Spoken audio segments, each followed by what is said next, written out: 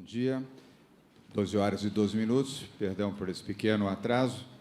Terminamos agora a nossa reunião do secretariado, as pessoas estão chegando.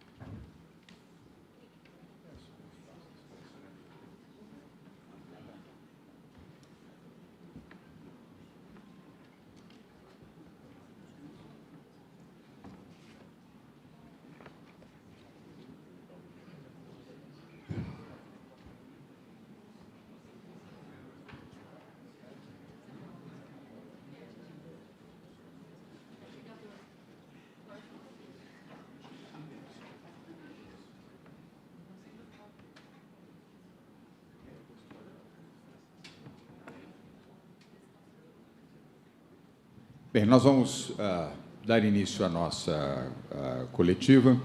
Nós temos dois temas no dia de hoje.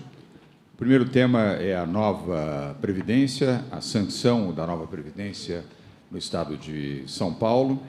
E o segundo tema é o Dia Internacional da Mulher, no próximo domingo, e a Corrida da Mulher, e o conjunto de ações que o Governo do Estado de São Paulo vai realizar neste domingo, em diferentes áreas, área de cidadania, justiça, proteção da mulher, segurança, saúde, esporte e cultura em torno da mulher e da sua representatividade.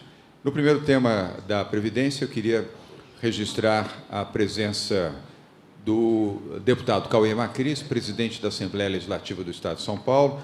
Nós teremos aqui hoje, ao vivo, para os jornalistas que aqui estão, e para os que farão acompanhamento através da televisão ou através do rádio, da assinatura da PEC da Previdência. A PEC será assinada aqui, publicamente, ela será encaminhada ao Diário Oficial e amanhã, na edição eletrônica do Diário Oficial, ela estará oficialmente publicada e oficialmente promulgada pelo Governo do Estado de São Paulo. É um fato histórico, de grande importância para o governo de São Paulo, mas muito mais importante para a população, os quase 46 milhões de brasileiros que vivem aqui no Estado de São Paulo. Queria registrar a presença do deputado Cauê Macris, deputado Reni, que foi o relator da Previdência, ambos ao lado dos líderes e dos 58 que votaram a favor, não desconsiderando o contraditório,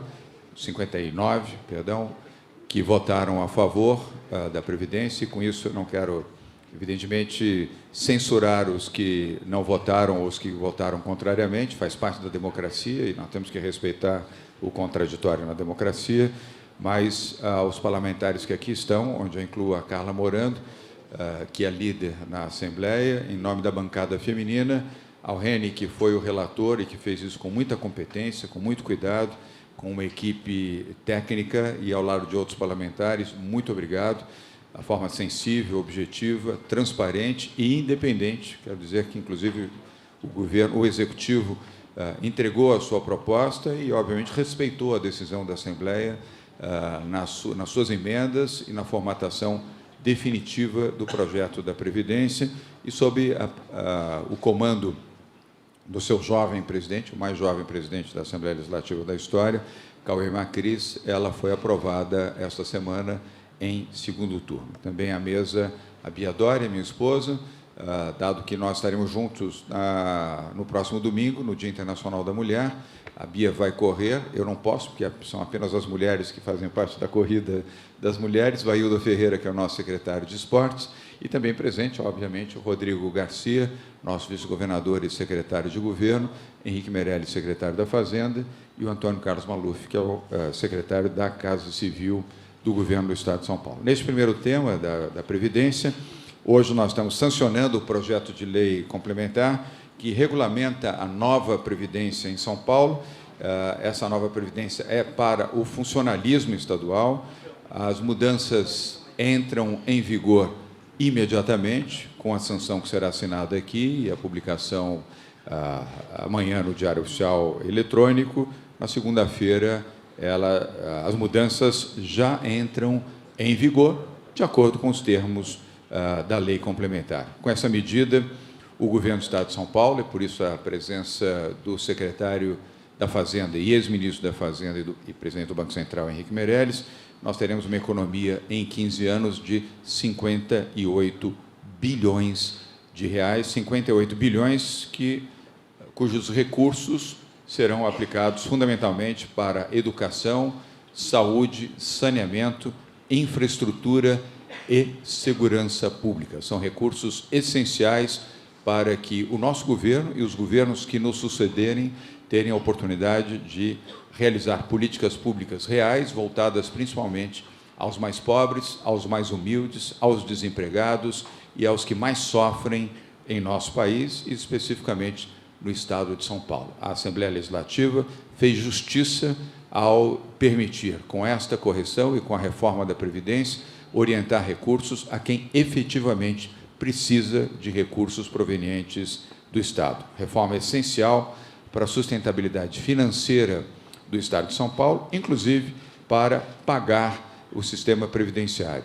A continuar sem a reforma da Previdência, em poucos anos, em menos de 5 anos, São Paulo teria a sua falência e o caos com a impossibilidade de pagar o seu funcionalismo, tanto os da ativa quanto os inativos. Não há nenhum drama nisso. Há estados brasileiros que já vivem essa circunstância por inépcia dos governantes que antecederam aos atuais. São Paulo não tem, felizmente, este quadro e nem terá, sobretudo por força da boa gestão e do ato, da atitude corajosa e correta da Assembleia Legislativa ao votar e aprovar a nova reforma da Previdência. A idade mínima para aposentadoria é de 62 anos para mulheres, 65 para homens. O tempo mínimo de contribuição muda de 35 para 25 anos de recolhimento, e nós, com isso, também estabelecemos alíquotas progressivas na contribuição previdenciária. Essa foi uma decisão debatida no âmbito da Assembleia, que o Executivo, evidentemente, respeita, subindo de 11% para 15,52%, sendo que 70% do funcionalismo estadual pagará entre 11% e 14%. Lembrando que antes a alíquota era de 11% para todos os integrantes do funcionalismo público estadual. Antes das perguntas, eu vou tomar a liberdade de pedir 2 intervenções em nome do governo, além da minha própria intervenção, a do vice-governador e secretário de governo, Rodrigo Garcia, na sequência do Cauê Macris, deputado estadual e presidente da Assembleia Legislativa, e aí abrimos as perguntas. Rodrigo. Não, governador, acho que apenas para reforçar, enfim, as palavras do governador, né? São Paulo foi o primeiro estado a encaminhar a Assembleia Legislativa à nova Previdência, né?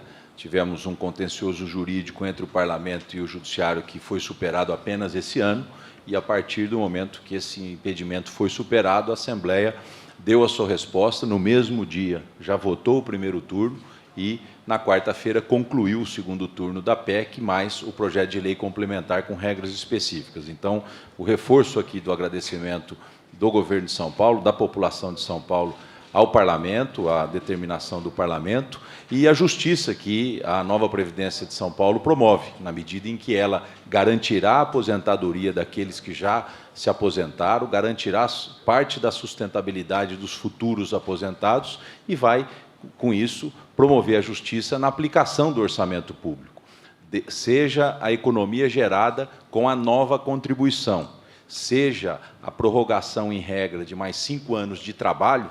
Portanto, as pessoas estão vivendo mais, precisam contribuir mais para ter direito à sua aposentadoria, vai permitir a liberação do orçamento público para investimentos em áreas importantes, como aqui o governador João Dória mencionou, né?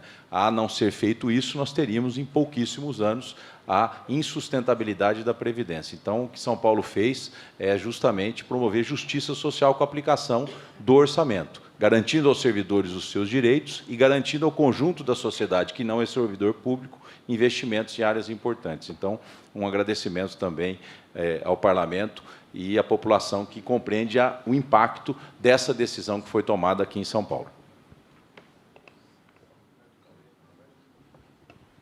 Com a palavra, deputado Cauê Macris, presidente da Assembleia Legislativa de São Paulo. Governador, acho que hoje é um dia importante para o Estado de São Paulo.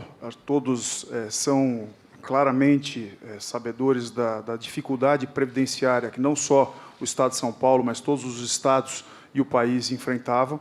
O governo federal enviou a reforma da Previdência para o Congresso Nacional. O Congresso separou, por uma decisão dos parlamentares federais, para que os estados e os municípios, eles mesmos, tivessem a oportunidade de construir as suas reformas, cada um dentro das suas peculiaridades.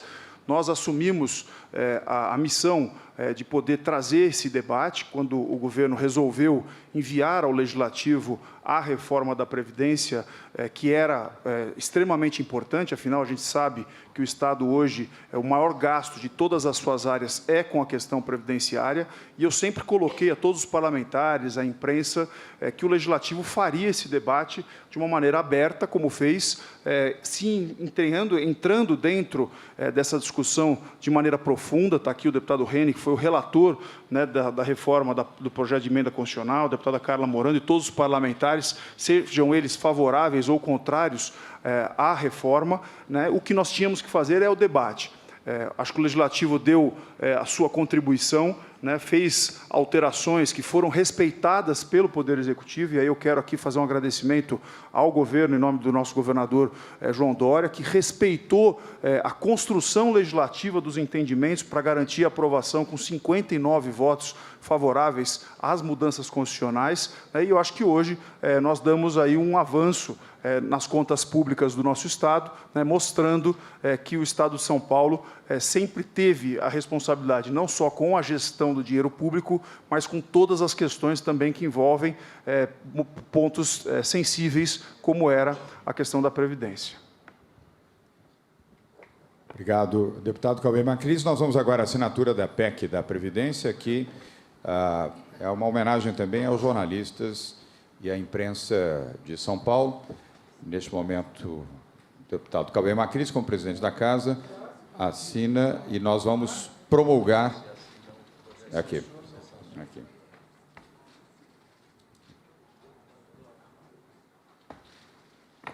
Eu vou pedir ao deputado para ficar de pé. Nós vamos mostrar aqui para que os jornalistas possam fotografar, os demais permanecem sentados.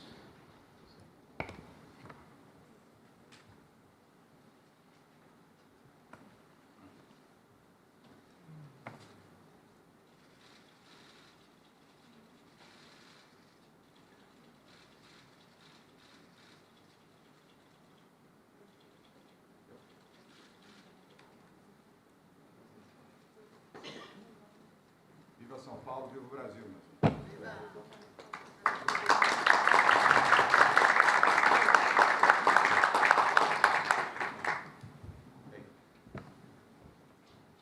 Agora vamos às perguntas.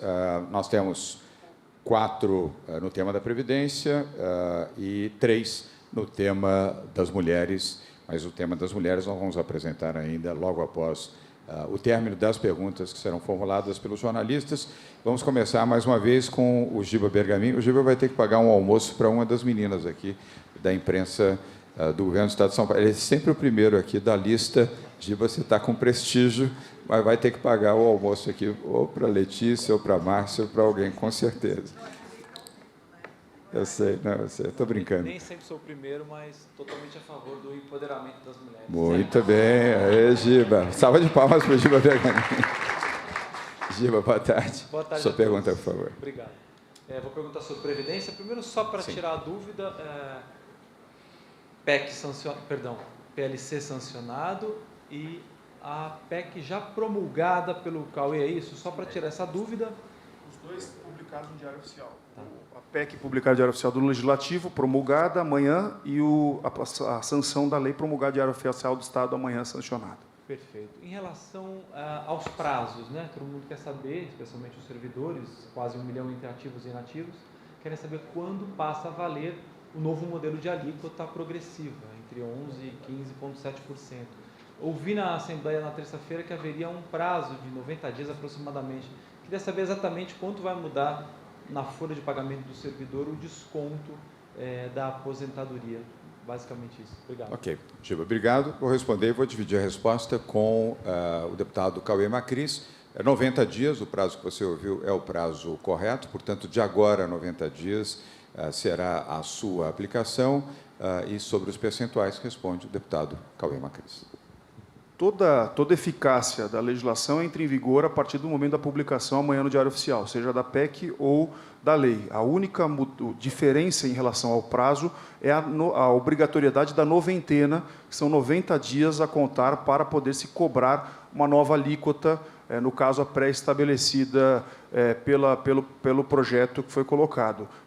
Lembrando que existe uma progressividade de 11% até 16%, com a primeira faixa 11% para aqueles que ganham até um salário mínimo, 12% para aqueles que ganham entre um salário mínimo e R$3.000, 14% para aqueles que ganham acima de R$3.000 até o teto do INSS, que é R$6.100, e 16% acima de R$6.100. Só lembrando que, como existe a progressividade, você vai diferenciando por faixas. Por isso que, no final, aquele que paga R$16.000, pagará 16%, ele pagará 15,5%, porque até R$1.000 cobra-se a primeira faixa, acima cobra-se a segunda, a terceira, até chegar, o que for acima de R$6.100, paga-se 16%, com a progressividade.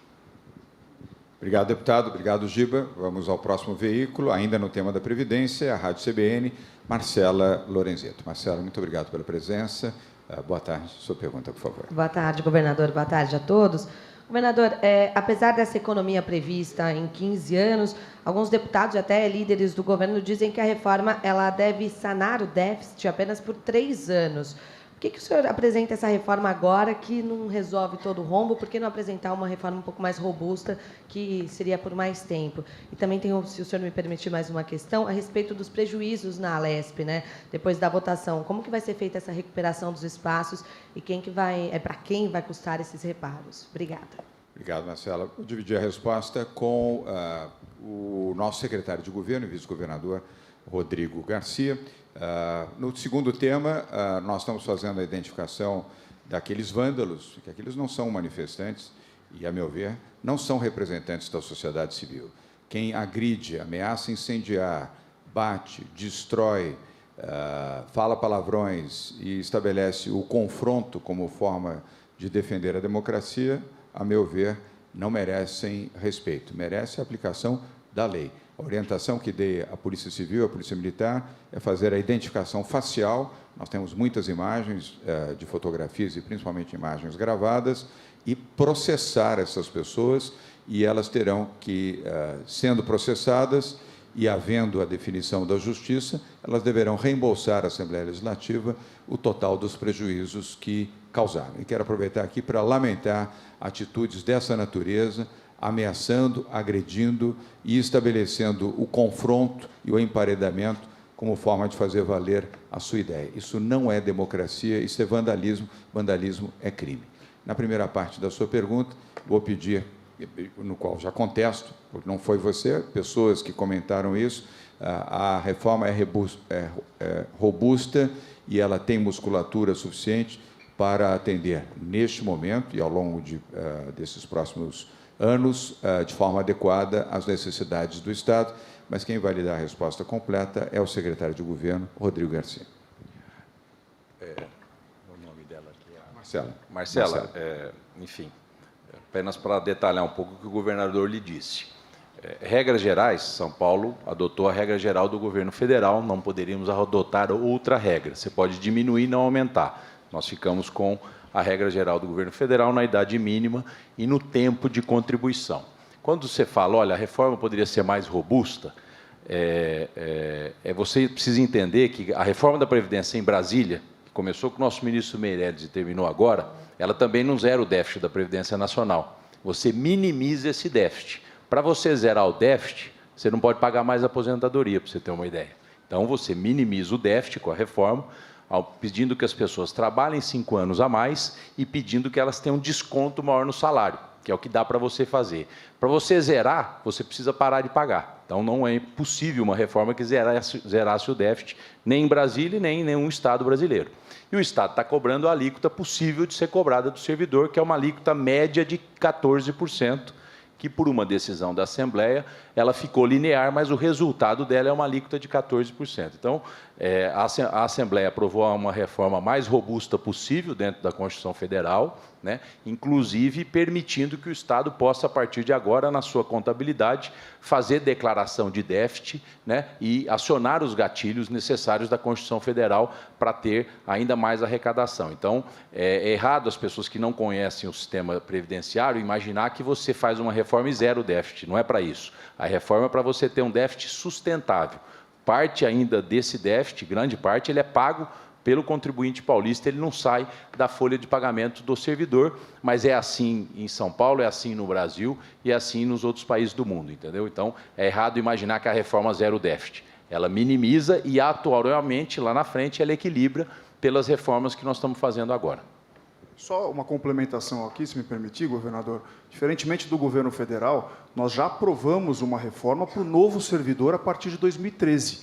Então, o Estado de São Paulo ele já tem uma construção previdenciária já diferente do que tem a grande maioria dos estados brasileiros, não me recordo outro que tem o sistema como nós temos aqui, e até o governo federal. Então, eu acho que o registro que é importante colocar aqui, a Assembleia fez várias alterações no texto para aperfeiçoar a proposta feita pelo governador, mas em momento nenhum, diferente também de outros estados e o governo federal, o texto foi desidratado.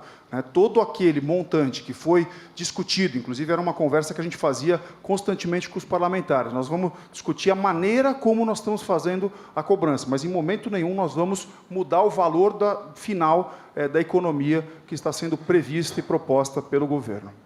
Bom esclarecimento complementar. Obrigado, deputado Cauê. Marcelo, obrigado pela pergunta. Vamos agora ao terceiro veículo dos 4 deste primeiro tema da Previdência, que é o Jornal Agora, a Laísa Dallagnol. Laísa, obrigado pela presença. Boa tarde. Sua pergunta, por favor. Boa tarde. A minha primeira pergunta é sobre a questão da adaptação dos sistemas da SPPrev. As mudanças começam a valer amanhã, já com a publicação de Diário Oficial. Queria saber se, a partir de amanhã, os sistemas já vão estar atualizados, para quem for dar entrada no pedido de benefício, com as novas regras. E a minha segunda pergunta é referente, depois dessa vitória da reforma da Previdência, se há previsão de envio do projeto da reforma administrativa aqui do Estado. Laís, obrigado pelas duas perguntas. Eu vou compartilhar com o secretário de Governo, Rodrigo Garcia, a SPPrev. O Zé Roberto está aqui, que é o presidente, para levantar o braço. Zé Roberto, se vocês precisarem depois de alguma informação complementar, ele está à disposição, por isso nós o convidamos para estar aqui. Está tudo pronto, portanto, nós temos condição de aplicação imediata, de acordo com o decreto. Na segunda parte da sua pergunta, e também se desejar completar a primeira, passo a palavra ao Rodrigo Garcia, secretário de Governo e vice-governador, para a Laísa, do Jornal Agora. Você pode repetir? Desculpa, Laísa. A segunda parte era... A sua segunda pergunta. Só para facilitar. Essa é a previsão de envio do projeto da reforma administrativa. Reforma administrativa. A reforma administrativa ela é um conjunto de projetos, né, dentro da legitimidade possível das leis estaduais, aguardando mudanças maiores da lei federal, né? Então, dentro do que se pode fazer hoje da legislação, o governador já definiu, enfim, alguns projetos, e eu destacaria o principal deles, a mudança da carreira do professor, né? Então, junto com a mudança da carreira do professor, que o governador já anunciou no final do ano passado, nós precisaríamos de ter a Previdência aprovada para encaminhar a nova carreira do professor, irá um conjunto de outros projetos que a Secretaria da Fazenda e a Secretaria de Governo estão montando, que dizem respeito ao abono permanência, que dizem respeito a benefícios temporais. Então, a reforma administrativa do Estado começa a partir da semana que vem, com um conjunto de projetos que, oportunamente, será detalhado pelo governador. Obrigado, Rodrigo. Laís, obrigado pelas perguntas. Vamos agora à última intervenção neste tema da Previdência, que é da TV Cultura, repórter Adriana Simino. Adriana, boa tarde. Sua pergunta, por favor. Boa tarde, governador. Boa tarde a todos. A minha pergunta é bem simples, é só para não restar nenhuma dúvida mesmo. A proposta que chegou da Assembleia Legislativa teve algum tipo de alteração ou do jeito que ela veio, o senhor sancionou? Adriana, ela foi da forma... A pergunta é interessante. para poder reafirmar, nós respeitamos integralmente a decisão do Legislativo. Não houve nenhuma mudança, nenhuma alteração. Aquilo que foi debatido, discutido e votado na Assembleia está sendo preservado pelo Executivo. Desde o início, aliás, quando do encaminhamento, nós deixamos claro que a decisão soberana era do Legislativo. É a forma em que um poder respeita as decisões do outro poder. Então, muito obrigado pela sua pergunta. Era importante reafirmar esse esclarecimento. Vamos agora ao segundo tema de hoje, que é o tema ligado às mulheres, que está materializado na ação que vamos desenvolver neste domingo, no Parque do Ibirapuera, com a Corrida da Mulher. E antes de passar ao secretário Aildo Ferreira, para que ele faça a apresentação, não é apenas uma corrida. Aliás, será a maior corrida da mulher já organizada no Brasil. Nós temos 16 mil mulheres que estarão participando desta corrida. Não há um histórico de um número tão grande de mulheres participando de uma corrida em qualquer outra parte do Brasil, mas a nossa expectativa é reunir o dobro de mulheres, cerca de 32 mil mulheres no Parque do Ibirapuera, no próximo domingo, Dia Internacional da Mulher, 8 de março, entre 7 da manhã e 7 da noite. Expectativa de 32 mil mulheres. Nós teremos, além da corrida que começa às 7 horas da manhã,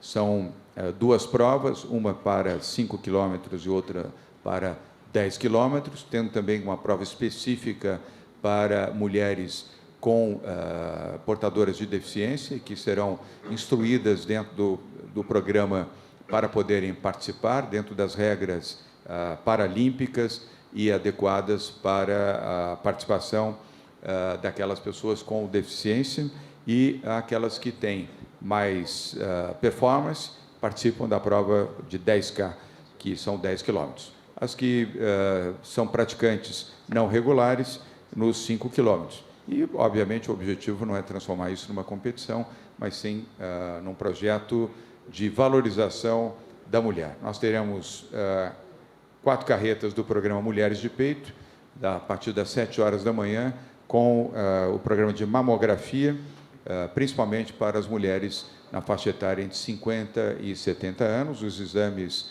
são absolutamente gratuitos, não há necessidade de pedido médico, os exames serão feitos ali e os resultados entregues na mesma hora. Também nos espaços saúde, montados ali no Parque do Ibirapuera, nós teremos a vacinação contra o sarampo e febre amarela, além de realizar gratuitamente também testes de sífilis, HIV e medição de níveis de tabaco no organismo.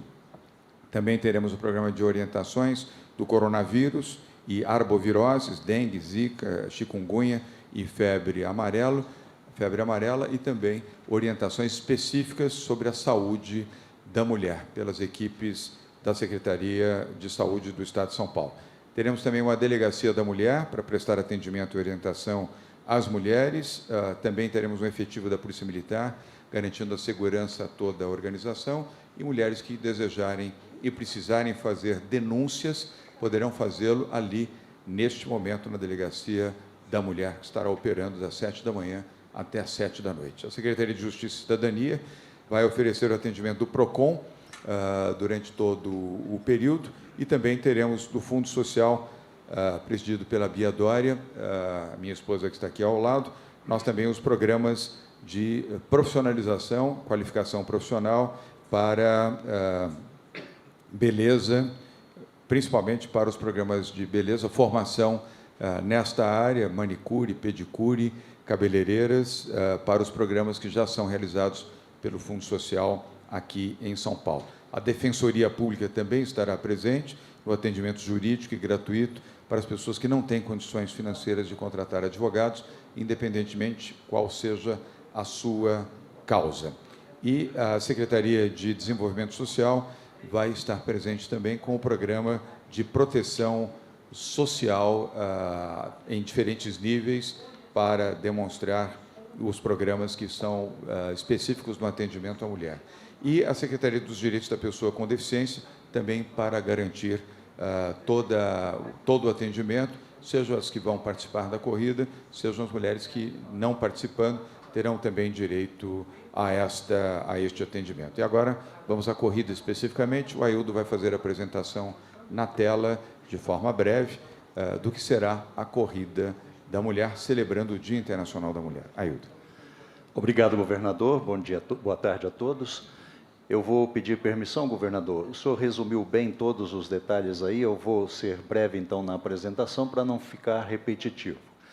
Como disse o governador, é muito mais do que um grande evento esportivo. Trata-se de um dia inteiro de ações, programas e cuidados voltados especialmente para as brasileiras de São Paulo, as mulheres de São Paulo. São várias secretarias envolvidas, largada às 7 da manhã, para as duas categorias, de 5 e 10 quilômetros, como disse o governador. Eu vou pular aqui porque tudo isso o governador já mencionou. As 4 carretas da Secretaria de Saúde, as mulheres de peito. Esse programa já começou ontem com a entrega dos kits, governador. Logo no início, às 9 da manhã, nós já tivemos os primeiros atendimentos desse programa Mulheres de Peito. E uma informação importante, somente ontem, no primeiro dia de entrega dos kits, cerca de 3.800 kits foram entregues no primeiro dia. Tamanho o sucesso do evento. Está aí todos os programas que o governador já mencionou de cada pasta envolvida. A Secretaria de Turismo vai oferecer uma premiação para os primeiros colocados da corrida, como no percurso de 10 quilômetros, o primeiro lugar vai ganhar uma semana em Maresias, segundo lugar, final de semana em Olímpia, terceiro lugar, cesta de produtos da gastronomia e artesanato do Oeste Paulista. Para 5 quilômetros também haverá premiação. Justiça, Cidadania, Segurança Pública e Defensoria Pública também estarão presentes, como mencionou o governador. A Escola de Beleza do Fundo Social também com as suas ações. E, ao meio-dia, dar-se início à parte artística, a parte de shows, a abertura com a Fafá de Belém cantando o hino nacional e, a partir daí, até às 19 horas, várias artistas, finalizando com um grande show da Cláudia Leite, que vai começar por volta de 17 horas e 30 minutos. Então, está aí o roteiro e temos um vídeo, governador, para exibir. Vamos lá, é um vídeo curtinho, vamos exibir.